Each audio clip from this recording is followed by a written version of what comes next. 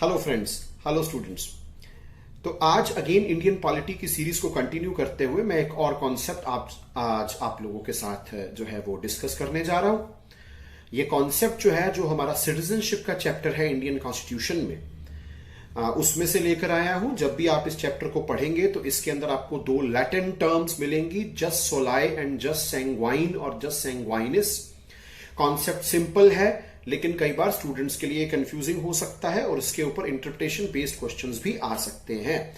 तो आप आगे कुछ स्लाइड्स देखिए और इस कॉन्सेप्ट को समझिए। जैसे कि आप इस स्लाइड के अंदर देख सकते हैं, द टाइटल इज जस सोलाई। इसको हम लोग कह सकते हैं the right of the soil और the law of the soil. तो ये है कि आप किस प्लेस पर बर्थ हुए हैं, place where a person was born. तो अगर आप यहां पढ़ेंगे तो लिखा है the right of anybody born in the territory of a country to nationality और सिटीजनशिप ऑफ दैट कंट्री। तो law of the soil means birth right citizenship, हम इसको कह सकते हैं। लॉ ऑफ द सॉइल, आप कहां पैदा हुए। इसके कॉन्ट्रास्ट में हमारे पास प्रिंसिपल आता है जस सैंग्वाइनिस। तो जस सोलाई और जस सैंग्वाइनिस जो है वो लैटिन भाषा की टर्म्स हैं। तो यहां पर आप देखिए लिखा है jus sanguinis, a legal system in which our citizenship is determined by our parents nationalities rather than where we are born. तो आप ये कह सकते हैं कि it is nationality by blood relationships. चार चीजें यहां पर आप नोटिस कर सकते हैं, नोट डाउन कर सकते हैं। Blood, culture, ethnicity, race, BCER। तो जब भी आप जस्ट सैंग्वाइनिस को पढ़ेंगे तो ये चीज जो है वो आपको हमेशा दिमाग में रखनी है कि यहां पर law of blood, law of culture, law of ethnicity, the law of race is accounted for. इसी स्लाइड में आप देखिए कि अगर पेरेंट्स जो हैं वो सिटीजन है कंट्री बी के, बच्चा बॉर्न होता है कंट्री ए में, the baby becomes a citizen of the country B. तो ये जस्ट सैंग्वाइनिस है क्योंकि by blood they were from the country B. Jus soli आप देख सकते हैं, parent citizen of country B, baby born in country A, the baby becomes a citizen of country A क्योंकि वो कंट्री ए की soil पर पैदा हुआ है। इन दो थ्योरीज को और थोड़ा सा कॉन्सेप्चुअली अगर हम समझने की कोशिश करें तो यहां एक सिनेरियो लेते हैं जिसपे फादर जो है वो country A, mother country A, living in country A, child born in country A.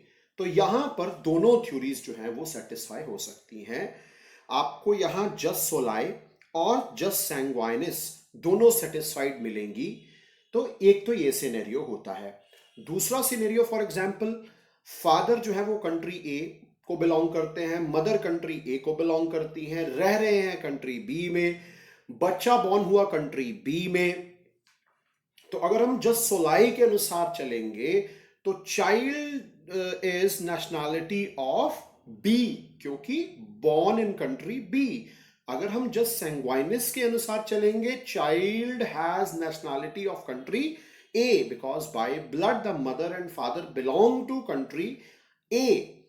तो अकेला ब्लड नहीं होता, मैंने आपको चार सिनेरियोज बताए हैं। तो इस केस में क्या होगा, द चाइल्ड में एंड विद डबल नेशनैलिटी और स्टेटलेसनेस डिपेंडिंग अपॉन कंट्री किस तरह के लॉज को फॉलो करती है। तो इस तरह से बहुत तरह तरह के परम्यूटेशंस एंड कॉम्बिनेशंस बन सकते हैं। और इंडिया की अगर मैं बात करूं तो nationality law of India is primarily based on citizenship by right of blood, not a citizenship by right of birth. तो ये बात आप याद रखिएगा। ओवरऑल इस चैप्टर की कंक्लूजन निकालेंगे तो आपको यही मिलेगी। So article 5 to article 11 of the Indian constitution जो है वो इंडियन सिटीजनशिप को गवर्न करता है और इसके लिए जो डेडिकेटेड लॉ है वो है हमारा सिटीजनशिप एक्ट ऑफ 1955। तो आई होप स्टूडेंट्स आपको ये कॉन्सेप्ट और उसके साथ जो जुड़े हुए दो सिनेरियो मैंने डिस्कस किए हैं वो आप लोगों को डेफिनेटली समझ लगा होगा। तो आप लोग आते रहिए SKI ब्रेन ट्रेन पर, विजिट कीजिए हमारा यूट्यूब चैनल, सब्सक्राइब कीजिए, हमारी ऐप को डाउनलोड कीजिए और दूसरों को भी बताइए। तो ये जर्नी कंटिन्यूड रहेगी। I will be meeting you tomorrow with the next video from Indian polity. Till then, stay happy, stay safe, have a good day.